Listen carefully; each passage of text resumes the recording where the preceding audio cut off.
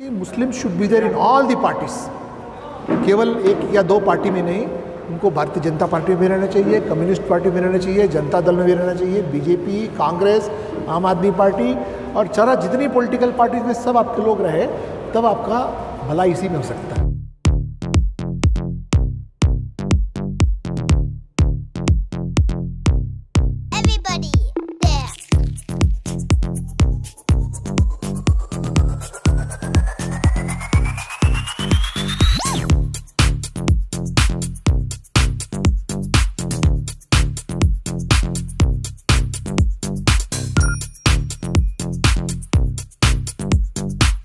आज मुझे बहुत खुशी हुई कि ये पुलिस पब्लिक प्रेस ऑर्गेनाइजेशन का जो झारखंड से शुरू होके हमारे बेंगलुरु तक आया है और इसके स्टेट प्रेसिडेंट मेरे छोटे भाई गौस मोहम्मद को ये जिम्मेवारी दी गई है और इनके साथ में एक बहुत बड़ी टीम है जो इस सारे प्रोग्राम को अच्छी तरह से निभा सके। और ऐसे ऐसे सोसाइटी और ऐसा ऑर्गेनाइजेशन आना बहुत ज़रूरी है। और मैं इन सबको बोला हूँ कि आपका पहला कदम होना चाहिए कि एक कॉन्स्टिट्यूशन का एक कॉपी, इससे आप भी अच्छी तरह से वाकिफ़ हो जाइए और दूसरों को भी अपने हक़ और ज़िम्मेदारियों के बारे में बताइए और मुल्क के लिए आप क्या कर सकते हैं और मुल्क आपके लिए क्या कर सकती है करके सर आज ये जानना बहुत ज़रूरी है। और ये रही पहली बात मेरी। और दूसरी बात मैंने सबको यही बताया कि किसी भी शख्स को तालीम से दूर मत रखिए। अगर आप उससे दूर रख रहे हैं तो आप उससे दुश्मनी कर रहे हैं आप, चाहे वो कसाई का बच्चा हो, जुलाहे का बच्चा हो, ड्राइवर का बच्चा हो या लोहार का बच्चा हो, किसी भी बच्चे को भी कितनी भी गरीबी हो उसको तालीम से दूर रखना चाहिए। नहीं, कितनी भी मुश्किलें आए या तकलीफ़ हो, तालीम से अगर दूर रखोगे तो बच्चे की ज़िंदगी के साथ आप खिलवाड़ करोगे करके। ये रही दूसरी बात। तीसरी बात मैंने ये कहा कि जहाँ तक हो सके औरतों को ज़्यादा से ज़्यादा मौका देना चाहिए, उनको सामने लाना चाहिए, ताकि औरतें हमारी ज़िंदगी में, मर्द कितना भी अगर ताकतवर समझे अपने आप को, बुलंद समझे अपने आप को, लेकिन उसको सही रास्ता दिखाने वाली घरवाली होती है और औरत ही होती है। अगर औरत अच्छी तरह से पढ़ी लिखी हो, दुनियादारी उसको अगर मालूम है, तो बच्चे की परवरिश और घर की परवरिश और अच्छी तरह से कर सकती है। और बहुत सारी ऐसी जिम्मेवारियाँ और इनकी डिटेल्स इनको एम.के. अहमद साहब ने बताया है, जिस तरह से लीगल सर्विस अथॉरिटी के बारे में बताया है, ब्लड डोनेशन कैंप्स के बारे में बताया है, और पुलिस स्टेशन और तहसीलदार ऑफिस के इंटरेक्शन के बारे में बताया है, गवर्नमेंट प्रोसीजर के बारे में बताया है। सो इनकी रास्ता बहुत बुलंद है, मजबूत है, जिम्मेवारियाँ काफ़ी हैं इनके ऊपर में, लेकिन इनको भी बहुत कुछ सीखना है उन जिम्मेवारियों को निभाने के लिए। सर आज के दौरान आपने बताया कि सियासी ताल्लुकात जो है सबके साथ बराबर। जी हाँ, क्या मैं आपसे यही कहना चाहता हूँ कि जैसे कि मैं आज जो है ज़्यादा मुसलमानों के साथ मैं जहाँ बात कर रहा हूँ, हालांकि मैं बीजेपी में हूँ, लेकिन आपका प्यार मोहब्बत हमको यहाँ खींच के लाया है। आपसे यही कहना चाहता हूँ कि अपनी सियासी अंदाज जो है एक ही जगह उसको इकट्ठा मत कीजिए, उसको फैला के रखिए। आपका इरादा बाकायदा ये होना चाहिए कि हमको कहाँ से कितना फ़ायदा हो सकता है। और सारी पॉलिटिकल पार्टीज़ जो है कंपटीशन में रहती है कि हमको सियासत चाहिए, हमको हुकूमत चाहिए करके। सो इसलिए मैं यही कहना चाहता हूँ कि Muslim should be there in all the parties, केवल एक या दो पार्टी में नहीं, उनको भारतीय जनता पार्टी में भी रहना चाहिए, कम्युनिस्ट पार्टी में रहना चाहिए, जनता दल में भी रहना चाहिए, बीजेपी, कांग्रेस, आम आदमी पार्टी और चारा जितनी पॉलिटिकल पार्टीज में सब आपके लोग रहे, तब आपका भला इसी में हो सकता है। अगर एक ही जगह पर रह जाओगे तो आपके लिए वो लिमिटेड हो जाता है। सब जगह रहो, आपको अगर वहाँ दावत नहीं भी हो तो ये तो सियासी मामला, आप कहीं भी जा सकते हो, आपको कोई आपको ना नहीं करेगा। सर आज आपने जो है नौजवानों के लिए पैगाम में दिया है कि आजकल जो है नौजवानों का एक बड़ा तबका नशे की तरफ जा रहा है। हाँ, ज़्यादातर नहीं तो मैं दो जगह से बताया नौजवानों के लिए।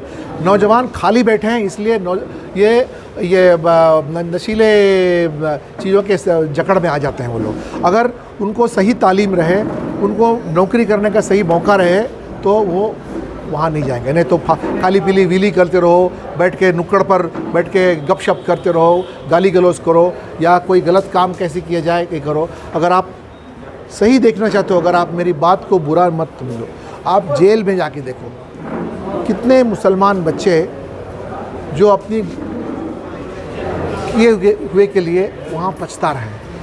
अगर शायद ये लोग पढ़े लिखे रहते, इनके ऊपर कोई जिम्मेवारी रहती, तो कतई वहाँ जेल तक नहीं जाते लोग। अगर आपका ये सबसे प्राइम ड्यूटी बनता है, जैसे मैडम ने बहुत अच्छी तरह से फरमाया कि आप एजुकेशन के बारे में आप करें। अगर एजुकेशन दिए और उनको मौका मिल गया नौकरी करने का, तो कोई भी गलत काम करने के लिए, गलत काम कौन करने जाता है जिसको कि मालूम नहीं कि ज़िंदगी के साथ में हम कैसे डील करें करके। तो वो इधर उधर के लोगों के इसमें आ रहे, तू इधर आ, तू इधर आएगा, इधर इसको मारने चल, उसको मारने चल, इसको काटने चल करके, उसको पता भी नहीं चलता है कि वो करने के बाद में उसको क्या क्या पुलिस कोर्ट, जेल, और उसके बाद में घर के अंदर में भी उसको जेल से छोड़वा के आने के लिए कितना हज़ारों लाखों रुपए वकीलों को देना पड़ता है। वही पैसे घर में अच्छी तरह से माहौल बना के घर में रखें।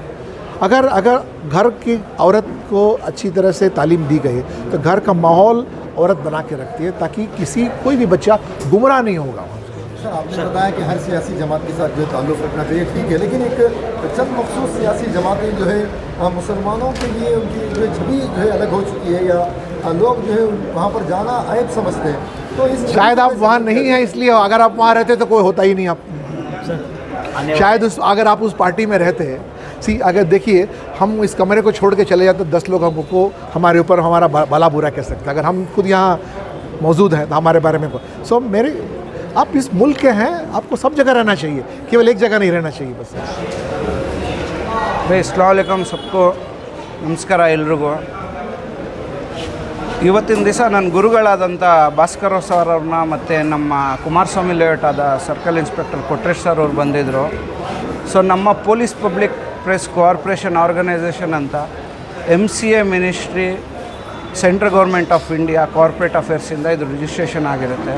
ಸೊ ಈ ಪಾರ್ಟಿ ಬಂದುಬಿಟ್ಟು ಈ ಆರ್ಗನೈಸೇಷನ್ ಬರೀ ಕರ್ನಾಟಕದಲ್ಲಿದೆ ಅಂತ ಅಲ್ಲ, ಇಡೀ ಇಂಡಿಯಾಲಿರೋದು. ನಮ್ಮ ನ್ಯಾಷನಲ್ ಪ್ರೆಸಿಡೆಂಟ್ ಆದ KP ಅಹಮದ್ ಸರ್ ಅವರು ಬಂದು ಜಾರ್ಖಂಡ್, ದಿಲ್ಲಿಯಿಂದ ಈ ಆರ್ಗನೈಸೇಷನ್ನ ನಡೆಸ್ತಾರೆ. ನಾನು ರಾಜ್ಯಾಧ್ಯಕ್ಷ ಆಗಿ ಕರ್ನಾಟಕದಿಂದ ನನ್ನ ಕರ್ತವ್ಯನ ನಿಭಾಯಿಸ್ತಿದ್ದೀನಿ. ಸೊ ನನಗೆ ಸಪೋರ್ಟ್ ಮಾಡ್ತಾ ಇರೋ ಎಲ್ಲ ಎಷ್ಟು ಡಿಸ್ಟಿಕ್ ಪ್ರೆಸಿಡೆಂಟ್ಗಳಿದ್ದಾರೆ, ಯಾರು ಸ್ಟೇಟ್ ಇನ್ಚಾರ್ಜ್ಗಳಿದ್ದಾರೆ, ಮತ್ತು ನಮ್ಮ ರಾಜ್ಯದಲ್ಲಿ ಯಾವ್ಯಾವ ಪೋಸ್ಟ್ಗಳು ತಗೊಂಡಿದ್ದಾರೆ, ಎಲ್ಲರೂ ಸಹ ಇವತ್ತು ಸೇರಿ ಇದೊಂದು ಕಾರ್ಯಕ್ರಮವನ್ನು ಜಯಿಸಲಿಕ್ಕೆ ಎಲ್ಲರೂ ಸಾಹಸವನ್ನು ಮಾಡಿದ್ದಾರೆ. ಉದ್ದೇಶ ಏನಂದರೆ, ಇವತ್ತು ಡಿಸ್ಟಿಕ್ ಪ್ರೆಸಿಡೆಂಟ್ಗಳ ಪೋಸ್ಟ್ ಇತ್ತು. ಸೊ ಅದನ್ನು ನಮ್ಮ ಗುರುಗಳಾದಂಥ ಭಾಸ್ಕರ್ ಸರ್ ಅವ್ರ ಕಡೆಯಿಂದ ಕೊಡ್ಸೋಣ, ಸ್ಟಾರ್ಟಿಂಗ್ ಅವ್ರ ಕಡೆಯಿಂದ ಒಂದು ಓಪ್ನಿಂಗ್ ಆಗೋ ಥರ ಎಲ್ರಿಗೂ ಅವ್ರವ್ರ ಪೋಸ್ಟ್ಗಳನ್ನ, ಅವ್ರವ್ರ ಸರ್ಟಿಫಿಕೇಟ್ಸ್, ಅವ್ರ ID ಕಾರ್ಡ್ಸ್ಗಳನ್ನ ಅವ್ರವ್ರಿಗೆ ನಮ್ಮ ಗುರುಗಳಾದಂಥ ಭಾಸ್ಕರ್ ಸರ್ ಕಡೆಯಿಂದ ಕೊಡಿಸ್ದೆ ಸರ್. ಯಾವ ರೀತಿ ಸೇವೆ ಮಾಡ್ತೀರಾ ನೀವು ಜನರಿಗೆ? ಸರ್, ಸೇವೆ ಬಂದುಬಿಟ್ಟು ನೋಡಿ, ಇವಾಗ ಕರಪ್ಷನ್ ಎಲ್ಲಿದೆ ಅದ್ರ ವಿರುದ್ಧವಾಗಿ ಹೋಗ್ತೀವಿ. ಫ್ರೀ ಆಂಬುಲೆನ್ಸ್ ಸರ್ವಿಸ್ಗಳನ್ನು ಮಾಡಿಕೊಡ್ತೀವಿ. ಇವಾಗ ಮೆಡಿಕಲ್ ಇಶ್ಯೂಸ್ ಇರುತ್ತೆ, ಹಾಸ್ಪಿಟಲಲ್ಲಿ ಬೆಡ್ ಸಿಗಲ್ಲ, ಅದನ್ನು ಅರೇಂಜ್ಮೆಂಟ್ಸ್ ಮಾಡಿಸ್ಕೊಡ್ತೀವಿ. ಎಲ್ಲೋ ಒಂದು ಡೆತ್ ಆಗಿದೆ, ಅವ್ರಿಗೆ ಏನೂ ಅನುಕೂಲ ಇಲ್ಲ, ಅದನ್ನು ಎಲ್ಲ ನಾವು ಹೋಗಿ ಪ್ರತಿಯೊಂದು ಅವ್ರಿಗೆ ಮಣ್ಣು ಮಾಡೋವರೆಗೂ ನಾವು ನಿಂತ್ಕೊಂಡು ಅದನ್ನು ಮಾಡಿಕೊಡ್ತೀವಿ.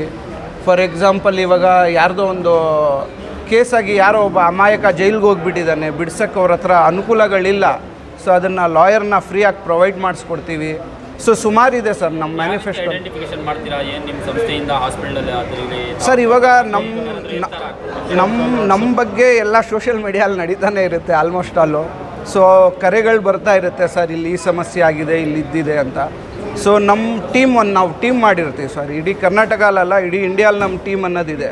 ಸೊ ಎಲ್ಲೇ ಒಂದು ರಾಜ್ಯದಲ್ಲಿ ಸಮಸ್ಯೆ ಬರಲಿ, ಜಿಲ್ಲೆಯಲ್ಲಿ ಸಮಸ್ಯೆ ಬರಲಿ, ನಾವೇನು ಮಾಡ್ತೀವಿ, ಅವ್ರನ್ನ ಕೋಆರ್ಡಿನೇಟ್ ಮಾಡಿ ಇಮಿಡಿಯೇಟಾಗಿ ಒಂದು ಅರ್ಧ ಗಂಟೆ ಒಳಗಡೆ ಅವ್ರಿಗೆ, ಫಾರ್ ಎಕ್ಸಾಂಪಲ್ ತಗೊಳ್ಳಿ, ನೀವು ಎಲ್ಲೋ ಒಂದು ರಾಮನಗರದ ಹತ್ರ ಇದ್ದೀರಾ, ಗಾಡಿ ಆಕ್ಸಿಡೆಂಟ್ ಆಯಿತು, ಇಲ್ಲ ಒಬ್ಬರೇ ಇದ್ದಾರೆ, ಏನೋ ಬ್ರೇಕ್ ಡೌನ್ ಆಯಿತು ಗಾಡಿ, ಲೇಡೀಸ್ ಇದ್ದಾರೆ, ಫ್ಯಾಮ್ಲಿ ಇದ್ದಾರೆ. ಸೊ ಅಂಥ ಟೈಮಲ್ಲಿ ನಾವೇನು ಮಾಡ್ತೀವಿ, ನಮ್ಮ ಟೀಮಲ್ಲಿ ಅಲ್ಲಿ ಯಾರಿದ್ದಾರೆ ಪ್ರೆಸಿಡೆಂಟ್, ಅವ್ರನ್ನ ಕಾಂಟ್ಯಾಕ್ಟ್ ಮಾಡಿ ಇಮಿಡಿಯೇಟಾಗಿ ಅವ್ರ ಜೊತೆಗೆ ಸಾಹಸ ನೀಡೋಕ್ಕೆ, ಅವ್ರಿಗೆ ಆ ಗಾಡಿ ಏನಾಗಿದೆ, ಫ್ಯಾಮ್ಲಿ ಸೇಫಾಗಿ ಹೋಗೋಕ್ಕೆ ಅನುಕೂಲಗಳನ್ನು ಮಾಡಿಕೊಡ್ತೀವಿ. ಈ ಥರ ಒಂದು ಟೀಮ್ ವರ್ಕನ್ನು ನಾವು ಇಡೀ ಕರ್ನಾಟಕದಲ್ಲೆಲ್ಲ ಇಡೀ ಇಂಡಿಯಲ್ಲಿ ಮಾಡಿಕ್ಕಿದ್ದೀವಿ. ಸೊ ನಾವು ಎಲ್ಲ ಒಗ್ಗಟ್ಟಾಗಿ ಒಂದು ಒಳ್ಳೆಯ ಕೆಲಸ, ನಮ್ಮ ಡೆಮೋಕ್ರಸಿನ ಉಳಿಸ್ಕೊಂಡು, ನಮ್ಮ ಸಂವಿಧಾನವನ್ನು ಕಾಪಾಡ್ಕೊಂಡು, ನಮ್ಮ ಸಂವಿಧಾನ ನಮಗೇನು ಹಕ್ಕುಗಳನ್ನ ಕೊಟ್ಟಿದೆ, ನಮ್ಮ ಸಂವಿಧಾನದಲ್ಲಿ ಏನಿದೆ ಅದನ್ನು ನಾವು ಮಾಡ್ಕೊಂಡು ಸರಿಪಡಿಸ್ಕೊಂಡು, ಜಾತಿ ಮತ ಎಲ್ಲ ಸೃಷ್ಟಿ ಮಾಡ್ಕೊಂಡಿರೋದು. ನನ್ನ ಜೊತೆ ಎಲ್ಲರೂ ಇದ್ದಾರೆ, ಹಿಂದೂ, ಮುಸ್ಲಿಂ, ಕ್ರಿಶ್ಚಿಯನ್ಸ್ ಎಲ್ಲರೂ, ಪ್ರತಿಯೊಬ್ಬರು ನಮ್ಮ ಜೊತೆಯಲ್ಲಿ ಸೇರಿ ಪ್ರತಿಯೊಂದು ನ್ಯಾಷನಲ್ ಫಂಕ್ಷನ್ ಇರಲಿ, ಇಲ್ಲ ನಮ್ಮದು ಒಂದು ಯಾವುದೋ ನಮ್ಮ ಫೆಸ್ಟಿವಲ್ ಬರಲಿ, ನಾವೆಲ್ಲರೂ ಸೇರಿ ಆಚರಿಸ್ಕೊಂಡು ಹೋಗ್ತೀವಿ. ಕರಪ್ಷನ್ ಬಗ್ಗೆ ಮಾತು ಬಂದಾಗ ಅಧಿಕಾರಿಗಳನ್ನಿರುತ್ತೆ, ಅದಕ್ಕೊಂದು ಕಾನೂನು ಅನ್ನೋದಿರುತ್ತೆ, ಅದರದ ರೀತಿಯಲ್ಲಿ ನಾವು ಹೋಗಿ ಸೇರಿ. ನನಗೆ ಅಪಾಯಿಂಟ್ ಮಾಡಿದ್ದಾರೆ ಕರ್ನಾಟಕ ಸ್ಟೇಟ್ ಸೆಕ್ರೆಟ್ರಿಯಾಗಿ ನಾನು ಪೋಸ್ಟ್ ತಗೊಂಡಿರೋದು ಆ್ಯಕ್ಚುಲ್ ಆಗಿ ಬಡವ್ರ ಮಕ್ಕಳಿಗೆ ಎಜುಕೇಷನ್ಗೆ ಇಂಪಾರ್ಟೆನ್ಸ್ ಕೊಡೋದಕ್ಕೆ. ನೆಕ್ಸ್ಟು ಆಗ್ತಾ ಇರೋ ಅತ್ಯಾಚಾರಗಳು ಸ್ಟೇಷನ್ ಮುಖಾಂತರವಾಗಿ ಆಗಲಿ ಅಥವಾ ಪೊಲಿಟಿಕಲ್ ಆಗಲಿ ಅಥವಾ ಗೌರ್ಮೆಂಟ್ ಆಫೀಸರ್ಸಿಂದ ಆಗಲಿ ನಮ್ಮ ಕಣ್ಮುಂದೆ ಆಗ್ತಾ ಇರೋದನ್ನು ನಾವು ಅದನ್ನೆಲ್ಲ ತಡೆಗಟ್ಟೋಣ ಅಂತ ಹೇಳ್ಬಿಟ್ಟು ಮುಂದೆ ಬಂದಿದ್ದೀವಿ.